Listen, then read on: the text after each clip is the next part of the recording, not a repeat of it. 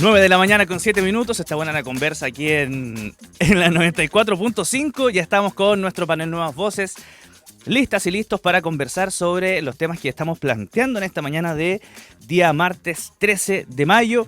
Le damos la bienvenida a Luz Reidel, subdirectora de Incidencia Social y Política de la Corporación Miles Chile. Luz, bienvenida nuevamente al panel Nuevas Voces. Hola, muchas gracias, buenos días. También estamos junto a Francisca Bird, directora de la Asociación Chilena de Justicia Terapéutica Humanizar. Bienvenida, Francisca. Muchas gracias, muy contenta de estar aquí hoy día. Tenía este miedo. ¿Está bien pronunciado el apellido, Bird? Sí, mira, se supone que si lo pronuncias desde lo alemán es Bert, y si lo pronuncias más desde el inglés es Worth. Así que está perfectamente pronunciado. Maravilloso. Luz, Francisca, bienvenidas a este panel Nuevas Voces. Tenemos hartas cosas que conversar, pero vamos a comenzar, por supuesto, con lo que nos convoca dentro de estos últimos días, ¿no? Desde más o menos el día viernes en adelante, esto que se llama caso Procultura, que viene de la Fundación Procultura, una de las aristas del caso Convenios. Se supieron más antecedentes producto de un pinchazo de una llamada telefónica. Lo conversábamos también ayer, por supuesto, con el panel. Se reveló el contenido de una grabación que realizó la PDI en octubre del 2024.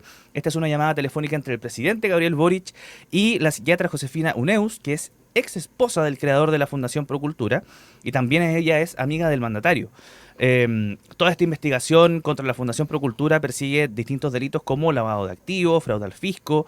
Hay casi 6.000 millones de pesos ahí involucrados, una serie de contratos firmados también por Alberto Larraín, que es este fundador de Procultura, contratos firmados con gobiernos regionales, con CEREMES de viviendas, y por supuesto que lo primero que nos gustaría saber, también lo que preguntamos ayer, ¿de qué manera puede afectar esto al presidente de la República, que está en gira por Asia, que le tocó, digamos, enfrentar esto en otros países, pero de qué manera lo puede afectar a él y a lo que resta de mandato, Luz? Sí, es complejo. Yo creo que lamentablemente lo puede afectar mucho más allá del sustento fáctico real que puede tener la investigación propiamente tal. Yo creo que lamentablemente este momento llega en un contexto presidencial muy álgido, en que yo también miraba un poco las noticias hacia atrás, ¿cierto? Cómo se han venido dando las cosas estas últimas 72 horas que han sido bien complejas, y queda muy de manifiesto en que estamos ante, yo creo que muy motivado por el contexto presidencial, en un momento político muy performático, en que todo decanta en ultimátums, puestas de plazo, en increpar, por ejemplo, la vuelta del presidente de su gira por Asia, que es una cuestión que me parece totalmente desmedida e injustificada, pero sí, yo creo que hay un tono que está tomando, muy motivado por la campaña, me imagino, el comportamiento político de este último tiempo, que tiene que ver con esta performance, ¿cierto? Como mostrar algo hacia afuera muy exagerado quizás, y eso sin duda va a tener repercusiones muy probablemente en la figura del presidente, incluso, como te decía, más allá del sustento que tenga la investigación, que hasta ahora no existe en su contra, además. Y que uno, revisando un poco los antecedentes que se han podido conocer de manera pública, tampoco el juzgado de garantía estima que hayan antecedentes suficientes siquiera para investigar las llamadas del presidente, que me parece que esa es otra arista ahí que podemos profundizar un poquito más. Francisca, ¿le afecta esto al presidente? Yo creo que sí, como le afectaría a cualquier persona que está, de alguna manera, se ve expuesta en su vida privada a través de los medios de comunicación. No hay que olvidar que aquí, en el fondo, lo que tenemos y conocemos todo esto, no porque el Ministerio Público lo haya dado a conocer o porque esté en una sentencia judicial, sino que porque es una filtración. Entonces, yo creo que en ese sentido, por supuesto, el presidente se va a ver afectado. Me imagino que lo debe estar también afectado personalmente, también, en su fuero interno, de ver tus conversaciones expuestas a la opinión pública y además sin contexto. A mí, yo estoy muy de acuerdo con Luz en el sentido de que esto es todo muy de campaña, muy de quién dice la frase más fuerte, quién demanda que el presidente vuelva más rápido, sin mucho... sin que midamos un poco más allá o hagamos un análisis un poco más contextual y de lo complejo que son estas investigaciones. Entonces, en este sentido, creo que verse yo siempre digo, yo creo que no hay teléfono de ninguno de nosotros que soporte un escrutinio público. De verdad, por algo las comunicaciones están protegidas constitucionalmente. Entonces, en ese sentido, creo que aquí, aparte de cómo le va a pegar al presidente, creo que le va a pegar por razones a lo mejor hasta equivocadas. Y eso es la parte que a mí me mueve a la reflexión, más allá de que estamos aquí en presencia de una filtración, que nunca debemos haber tenido acceso a estas comunicaciones, porque finalmente está bien que el Ministerio Público las conozca, pero no tenemos por qué conocerlas todos los demás. Y en el trabajo y en el rumbo de las investigaciones, ¿cómo afectan las filtraciones? Y además también cómo afectan las filtraciones a la confianza a las instituciones. Son nefastas, realmente es un problema. Ustedes saben, yo trabajé en el Ministerio Público y realmente desde la época en que yo estaba, yo ya me fui hace varios años, pero siempre han sido un problema. Yo lo que sí siempre aclaro es que las filtraciones no necesariamente vienen del Ministerio Público, sino que, como ustedes lo pudieron observar muy claramente en este caso en particular, se entregan las copias a los intervinientes y ahí muchas veces se producen las filtraciones. No niego que algunas sí vienen del Ministerio Público, se han mostrado en el fondo en algunos también otros casos que hemos conocido, pero realmente ahí tenemos un problema sistémico. El fiscal nacional lo ha señalado así, yo concuerdo con él. Yo creo que aquí tenemos un problema del sistema de justicia y ni que decir cultural también, de que si uno es interviniente en una causa, no puede hacer este proceso, uno no debería, ¿verdad? Y culturalmente debería estar ahí arraigado a lo ético. Si uno recibe copia, tomar las conversaciones, además porque se eligen, no es cualquier conversación, probablemente nadie puso la conversación del presidente con, no tengo idea, un amigo hablando del partido de fútbol, sino que se eligen las conversaciones y se dan a conocer, insisto, contextualizadas. Toda conversación tiene un contexto y tiene un análisis. Además, él estaba hablando con una amiga en un contexto privado. Ahora, otro análisis, y ahí sí creo que el presidente comete un error, si se me permite hacer la crítica, digamos, es el cuidado que un presidente de la República debe tener en todo ámbito. Yo me he acordado mucho estos días de esto de habitar el cargo. También hay que habitar el cargo cuando uno habla con los amigos. En ese sentido creo que es una reflexión, por lo pronto, una crítica. Pero yo insisto, las filtraciones afectan además mucho porque finalmente a la Fiscalía la hacen desviar el foco, tuvieron que abrir nuevamente una causa por filtraciones, etcétera, etcétera. Entonces todo esto complica mucho y los fiscales son los primeros en decir que no les gustan las filtraciones porque complican la investigación. Luz, ¿estás de acuerdo o sientes que de alguna forma ayudan las filtraciones a conocer antecedentes? Yo estoy muy de acuerdo y entiendo un poco el trasfondo quizás social con un análisis más simple, más sencillo que a veces se intenta hacer respecto de que la gente demanda saber ciertas cosas. Pero cuando estamos ante una persecución penal y sobre todo una persecución penal de este tipo, que es tan compleja y tan relevante también en términos de bienes públicos, el resguardo tiene que ser mayor y muchas veces la privacidad, el secreto de la investigación no tiene solo que ver con resguardar a quienes son las personas imputadas o a los testigos, sino con resguardar finalmente el destino de la investigación y poder llegar a una imputación que sea exitosa con los fines que se están persiguiendo. Entonces, en caso como este, está sumamente justificado y yo creo que ahí, y reflexionaba a raíz de lo que decía Francisca, yo creo que en casos de connotación pública, por cierto que nosotras como abogadas, ¿cierto?, consideramos la arista comunicacional como una línea de trabajo que hay que controlar, mantener o dedicarse mientras tú estás llevando adelante la defensa, la persecución, etcétera. Esto no quiere decir que con los antecedentes que yo obtenga de la investigación, yo los voy a utilizar por la vía comunicacional para impactar en la investigación penal o en el juicio penal. Eso es otra cosa. Y ahí es donde entra, como decía Francisca, a batir el tema de la ética profesional de cada uno de los intervinientes. Porque claro, uno tiene un representado, pero uno como profesional de las leyes le toca un lugar reforzado de proteger estos principios dentro de la investigación. Y aquí es verdad que siempre han existido filtraciones. Yo creo que hemos visto una agudización quizás de este fenómeno en el último tiempo. Y aquí yo hago un punto desde las organizaciones feministas y de mujeres que venimos denunciando el tema de las filtraciones en las causas por violencia sexual de connotación pública que hemos visto últimamente, que han sido repetidas y son demandas y alegaciones que han sido absolutamente desoídas en términos públicos. Hemos visto en el caso Monsalve como en los matinales de televisión en un loop de ver los videos de la investigación, con otros casos también relativos a futbolistas también nos ha tocado ver lo mismo en la televisión, y ahí pareciera ser que nadie rasga tantas vestiduras respecto de las filtraciones, y claro, llegamos a el abrir investigaciones, pero no estamos conociendo cuál es el destino de esas investigaciones. Yo creo que es sumamente relevante que nos hagamos cargo socialmente de aquello. Recuerdo también, además del caso Monsalve, de casos de futbolistas que menciona, o de exfutbolistas, también el caso hace unos años de Nabila Rifo, que en el matinal realizaban informes ginecológicos, por ejemplo, completamente en vivo, leyendo todos los detalles. ¿Qué hace falta entonces para que ese tipo de elementos, no solamente desde la sociedad civil, nos cuestionemos, sino que también a través de las instituciones? ¿Qué hace falta? Eso es difícil de responder. Súper difícil. Porque, claro, yo te podría decir, falta una normativa. No, yo no creo que falte normativa. Yo creo que sabemos que Chile es un país sumamente legalista, esto lo decimos siempre, contamos normas con normas para todo.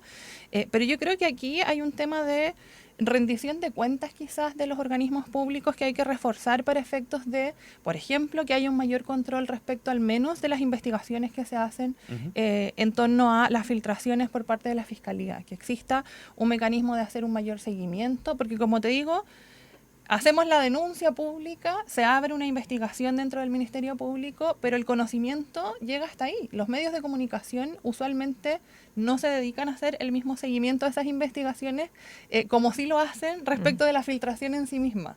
Y yo creo que ahí hay una cuestión cuasi cultural que tenemos que reforzar no solo de las instituciones, pero también de los medios de comunicación como actorías sociales relevantes para efecto de esta rendición de cuentas. ¿Estás de acuerdo, Francisca? Estoy de acuerdo. Ahí la Fiscalía Nacional entiendo que propuso al ministro de Justicia algunos cambios legales, como por ejemplo restringir la posibilidad de querellarse de algunas personas, porque hay algunos delitos en los que el sujeto, el querellante, puede ser mucho más amplio que en otros, ¿verdad? Yo creo que eso requiere mucho análisis, porque también, también creo que la Fiscalía propuso restringir los elementos de la carpeta que se entregaran como copia. Es súper difícil eso, súper complejo, hay que poner mucha atención porque cualquier cosa que restrinja el acceso a la información de la carpeta a los intervinientes o incluso la capacidad de querellarse que puede tener la sociedad es una restricción de derechos. Entonces hay que tener mucha precaución, pero claramente aquí hay, como se dice, pensar fuera de la caja. Algo hay que hacer, marcar las copias. No lo sé, y yo lo digo habiendo estado dentro de la Fiscalía y habiéndome preguntado muchas veces cómo solucionar el tema. Pero algo hay que hacer, porque realmente creo que este ejercicio no ayuda. Es verdad que a veces nosotros nos enteramos de cosas que no hubiéramos sabido si no se hubiera filtrado. Estoy de acuerdo. Pero en este caso había una investigación andando, caminando, con diligencias, con actividades, donde ha ido dando ciertos resultados.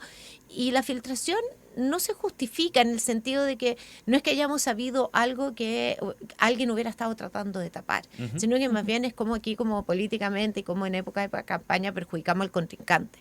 Entonces, eso es lo que me preocupa más.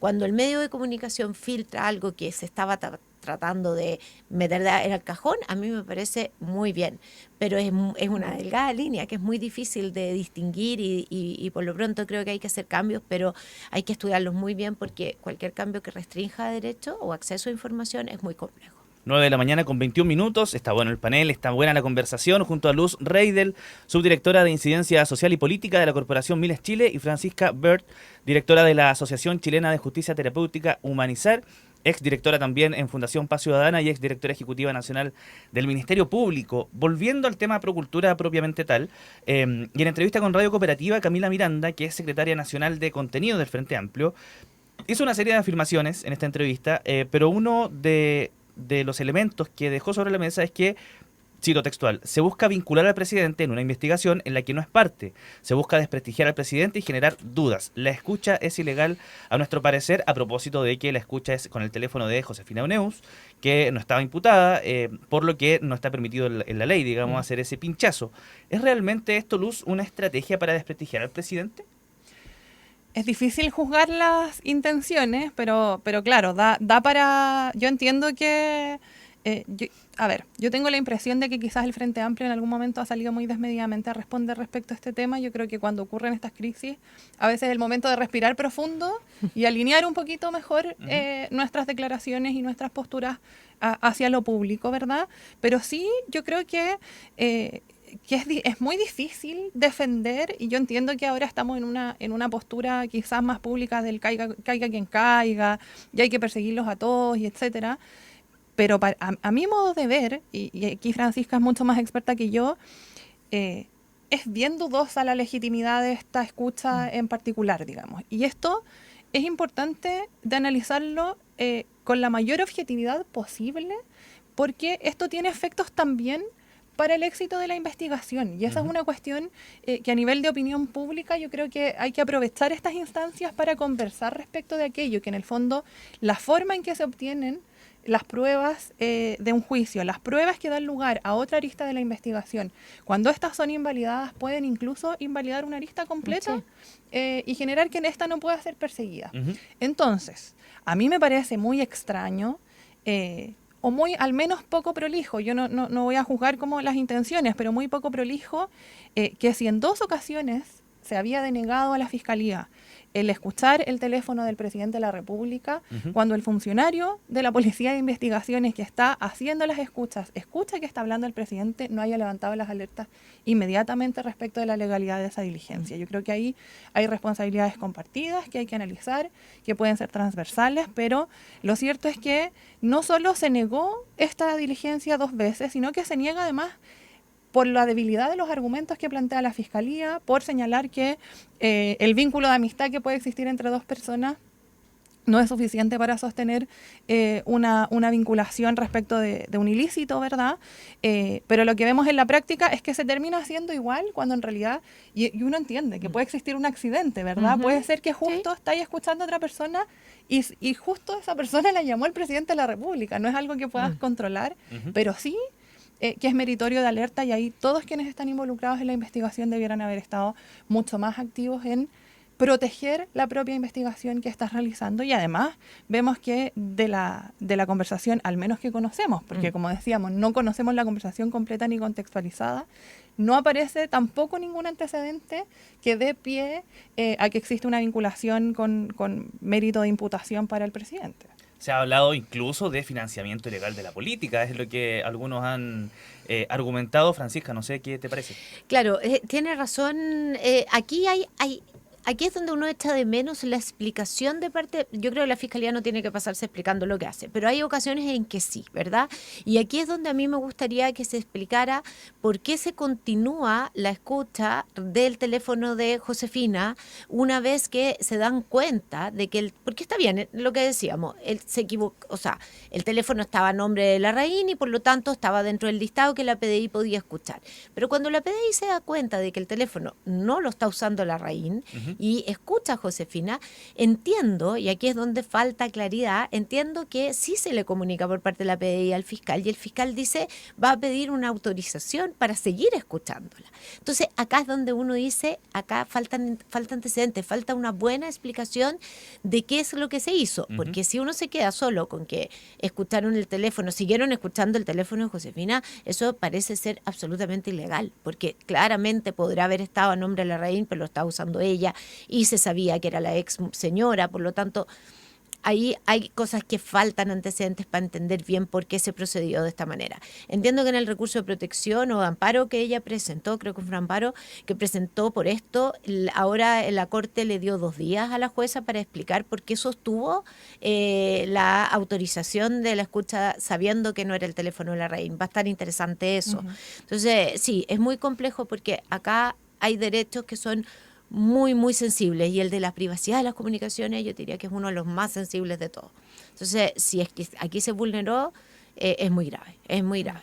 Ahora, como decíamos también, todo esto le tocó al presidente en el contexto de este viaje presidencial a China y también a Japón. De todas formas, ayer el presidente se refirió a a toda la polémica que ha causado esta filtración.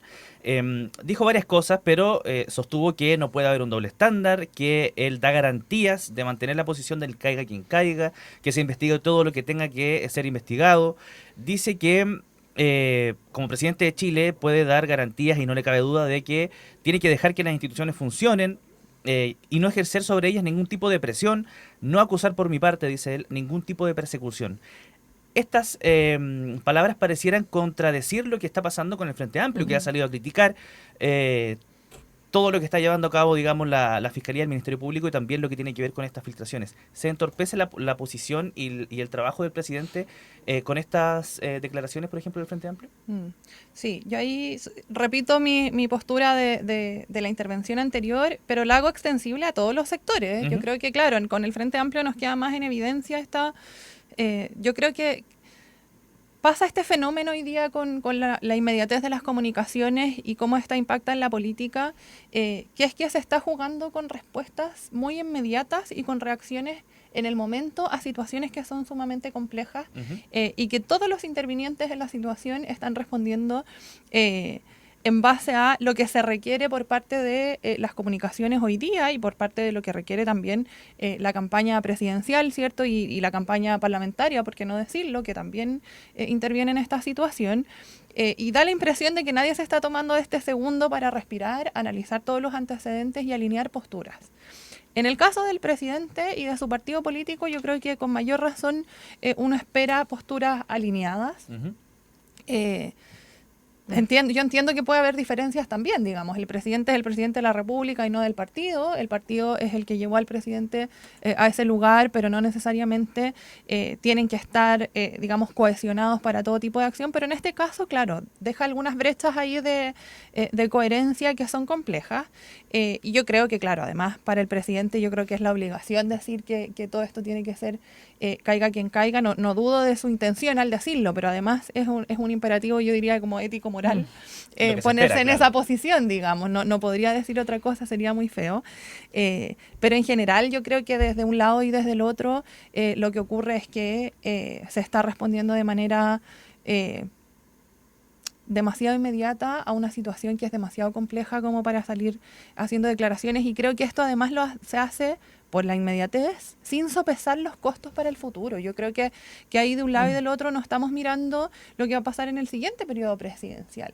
¿Qué es lo que espera cada uno de nosotros al ser señalado o puesto en la palestra en una situación penal? Y yo creo que ahí entran a batir distintos temas, y yo creo que de la derecha son muy proclives a hablar de la presunción de inocencia cuando les toca a ellos, pero resulta que cuando pueden aprovecharse de que no haya presunción de inocencia lo hacen. Entonces hay que llegar a un punto de mayor coherencia y mayor consistencia, porque si no entramos en una situación que es bien caótica también. Francisca, bueno, quizás sin querer, quizás sin intención, pero el Frente Amplio está entorpeciendo al presidente con esto.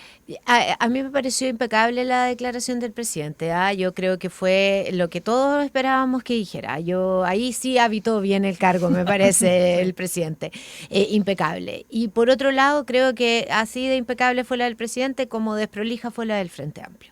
Porque me parece que yo también hubiera esperado de parte del Frente Amplio una mirada, y de sus dirigentes una mirada un poco más pausada, un poco más reflexionada, un poco más de no defensa. Yo creo que aquí tienen que defenderse, si también aquí hay un tema que los involucra y por lo tanto tiene que haber una defensa, pero me parece que podrían haber tomado cualquier otra línea, menos la del espionaje, menos la de, en el fondo, que esto es activismo judicial. Me pareció que el candidato Winter ayer estuvo bastante bien, cuando también se desmarca, cuando reconoce además que es un error hablar en estos términos. Y lo que me parece más grave aún es esto de ir por la cabeza del fiscal Cooper, digamos. Mira, ni aunque el fiscal Cooper tuviese algo por lo que ser destituido, no es tampoco la forma por los medios de amenazar, porque se ve demasiado feo y la ciudadanía se da cuenta, todos nos damos cuenta. Entonces, en ese sentido, creo que me preocupa este como ruido que hay entre el presidente, el Frente Amplio, en el sentido de qué pasa con la gestión del gobierno, el día a día, el año, o sea, los meses que quedan. Es ahí donde yo creo que estos roces, estos quiebres que se producen tan a la vista, generan tanto desazón en la gente. Si no se ponen de acuerdo para defenderse, ¿cómo se van a poner de acuerdo para los proyectos de ley, para los programas, para esto, para lo otro? Entonces, sí, pues por eso la gente después da opiniones negativas respecto del gobierno y baja las encuestas y les pega muy fuerte. Bueno, con todo esto sobre la mesa y antes de ir cerrando el panel de esta primera parte, digamos, quisiera saber si es que ustedes consideran que va a haber algún tipo de afectación para figuras que están ligadas al gobierno o que estuvieron. Por ejemplo, la ex ministra del Interior, Carolina Toá, ex ministra también del Trabajo, Janet Jara, que son candidatas presidenciales. También parte del Frente Amplio es Gonzalo Winter y también es candidato presidencial. ¿De alguna manera se ven afectados con esto? Yo tendería a pensar que no tanto. Creo que en lo inmediato sí. Por cierto que esto puede impactar, no sé, en los resultados de la siguiente encuesta, pero tengo la impresión de lo que venimos mirando hace 3, 4 años es que las encuestas y en general las posiciones son bastante más volátiles de lo que quisiéramos incluso, y que probablemente esto impacte en el momento contingente mientras esto se mantenga vivo comunicacionalmente, pero probablemente sean algunas otras cosas las que pesen más al momento de tomar decisiones en las urnas, por ejemplo. No creo que tenga impacto en las primarias, porque en realidad son primarias de un solo sector, digamos, y ahí yo creo que van a pesar otras cosas, cuestiones más bien de alineamiento partidario que la respuesta a esta contingencia. Y como decía Francisca, lo que hemos visto hasta ahora de Winter es un poco desmarcarse también del tono de su propio partido, y no me cabe duda que muy probablemente Toá y Jara van a hacer lo suyo y van a referirse también en los mismos términos a esta problemática. Entonces no creo que el impacto vaya a ser tan profundo, pero sí la contingencia que sea que ocurra más cercana a la presidencial, muy Eso probablemente va a ser, sea cual sea que la que ocurra, la que en definitiva marque algunas posiciones y pueda hacer alguna diferencia. Francisca, Toá, Jara, pasan tantas cosas en este país que yo creo que nos vamos a ver olvidados en junio cuando sean las primarias de este escándalo, salvo que vuelva a salir. De hecho, cuesta hacer la separación de los casos, ¿verdad? De que Procultura, que el caso Convenios, que el caso... Cuesta mucho. Ahora, yo creo que le va a afectar de más cerca a más lejos. Es decir, yo creo que a Winter y al Frente Amplio, por supuesto, porque es el partido del presidente, porque Winter es una figura cercana, y en la medida que nos alejemos y las candidatas Jara y Toá sepan mantener un poco el desapego y una línea un poquito más, les debiera pegar menos. Esa es mi opinión. Yo creo que aquí, y coincido con Luz, de que en la primaria las cosas están un poco más definidas por líneas partidarias, más que por estas cosas. Sí, la ciudadanía yo creo que tiene una cierta decepción de este grupo del Frente Amplio, gente joven que tenía un discurso distinto. De verlos envueltos en esto es una sensación como entre frustración y pena, en el sentido de yo pensé que lo iban a hacer distinto. Pienso que por ahí puede ir también un poco el tema de agudizar un poco más la decepción de la ciudadanía con el grupo.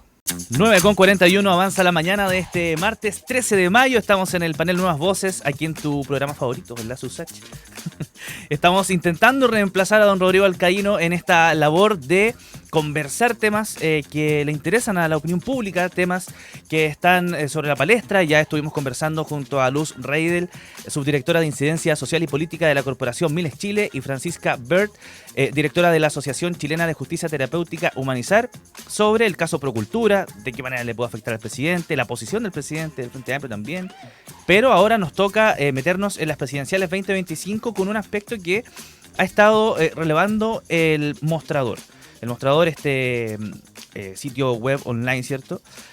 Que menciona el peso electoral que pueden tener las y los votantes menores de 35 años en noviembre, cuando se realicen las elecciones. Y es que, según datos entregados por el censo del año pasado, más o menos un tercio de la población que está habilitada para votar se compone de entre 18 años y 35 años. Es decir, chilenas y chilenos que nacieron a partir del año 90, ¿cierto? En democracia.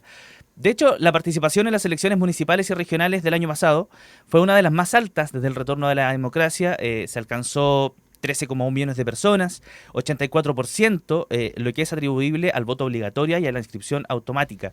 ¿Qué pasa con estos elementos, con el voto obligatorio, la inscripción automática, también con este segmento etario?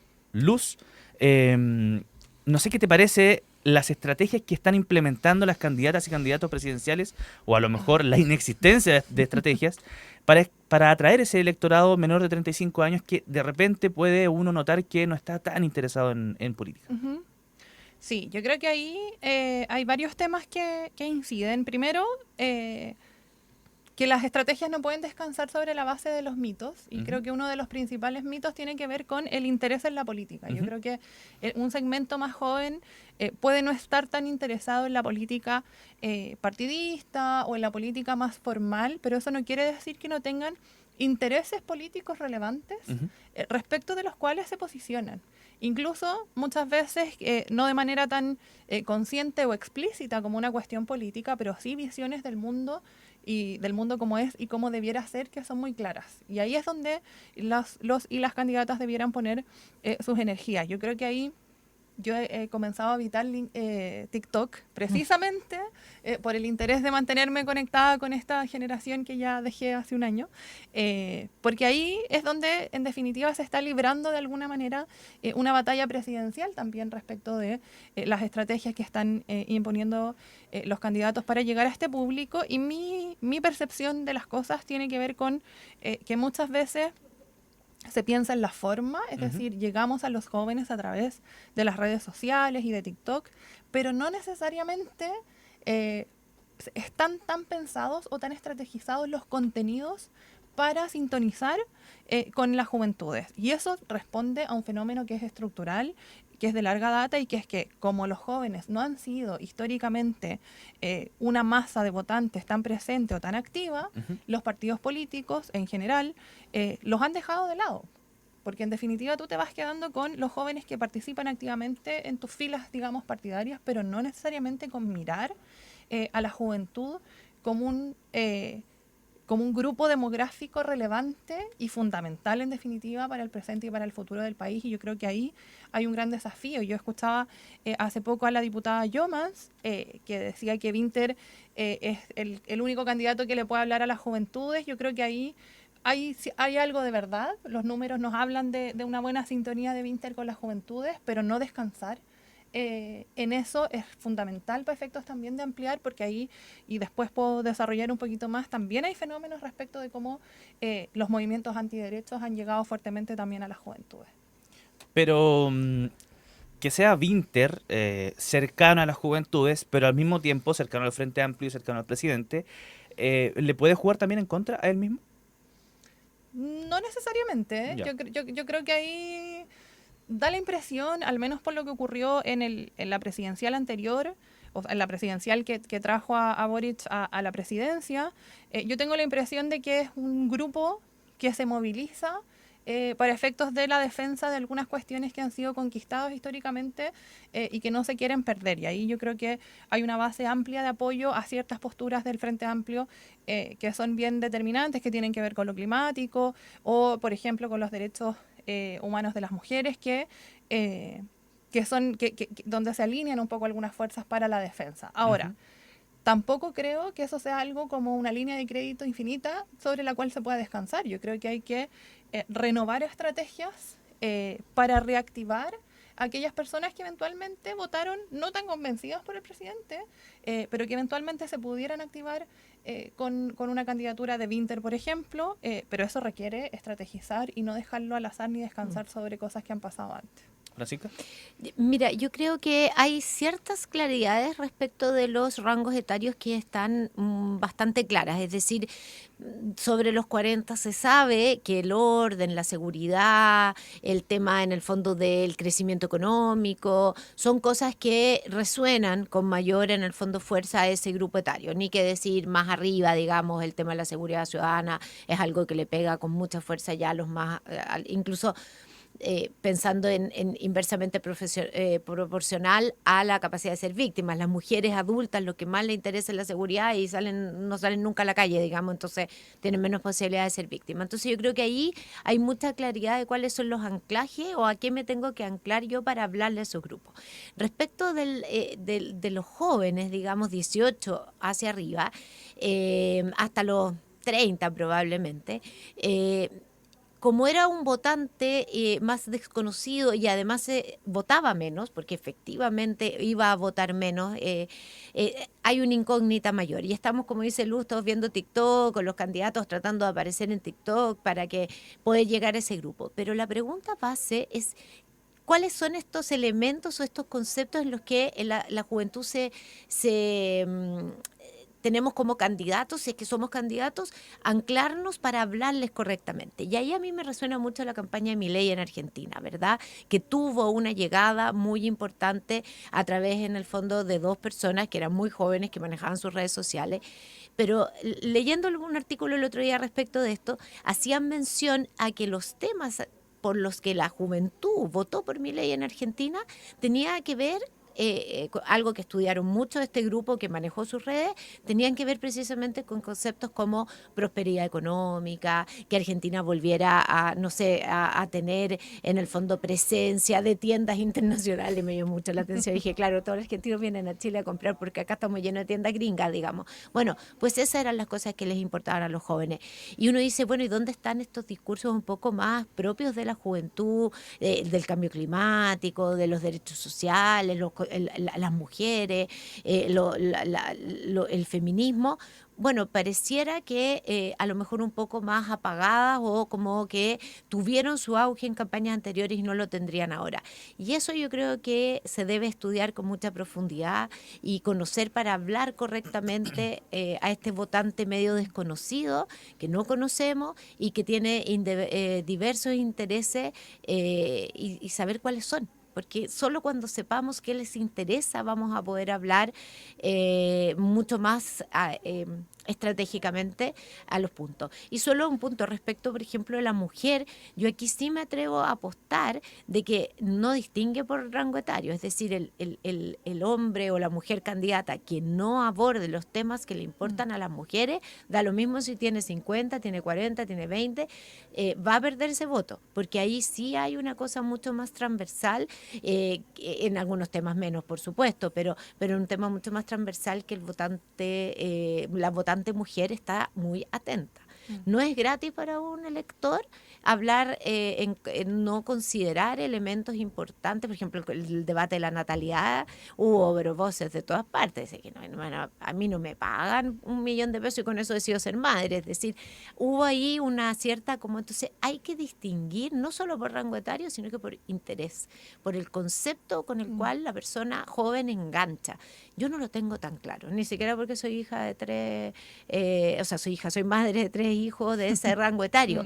No sé, me pregunto, ¿qué es lo que los hará enganchar políticamente? No lo tengo tan claro. Me queda también la duda y me quiero quedar con el tema mujer o con el tema género porque tenemos candidatos presidenciales para esta elección que o proponen eliminar el Ministerio de la Mujer, por ejemplo, convertirlo en una subsecretaría, o están en contra del aborto, por ejemplo, que se consideran elementos que van en retroceso de los derechos ya adquiridos para las mujeres, también para las disidencias.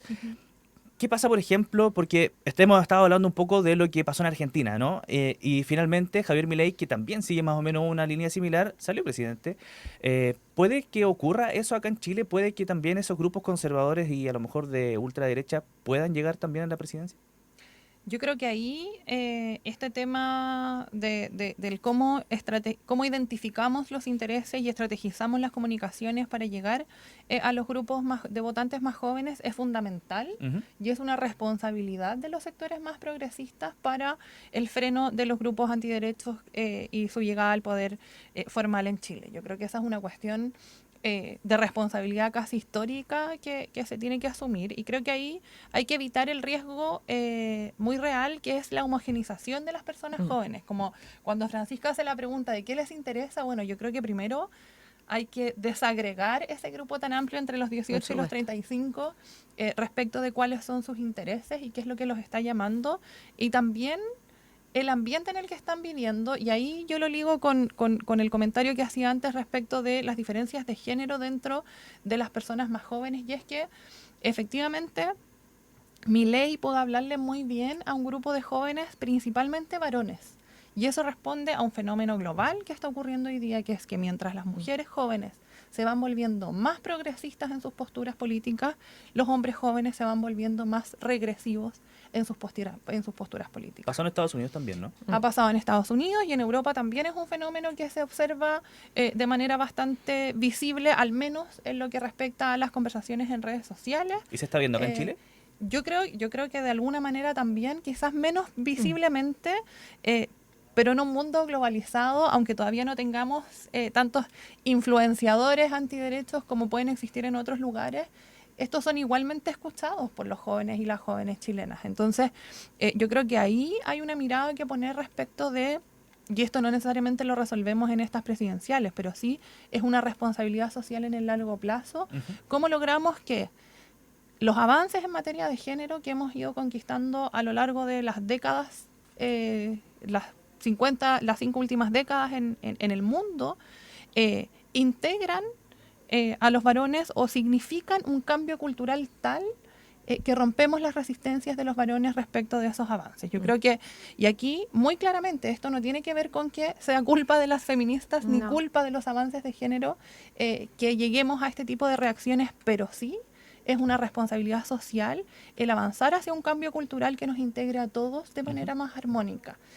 Porque si no, lo que lo que nos vamos a enfrentar en un futuro tiene que ver con juventudes que en distintos países, juventudes varones principalmente, van a ir impulsando a estas figuras de candidaturas que son más extremas y que plantean cuestiones como estas.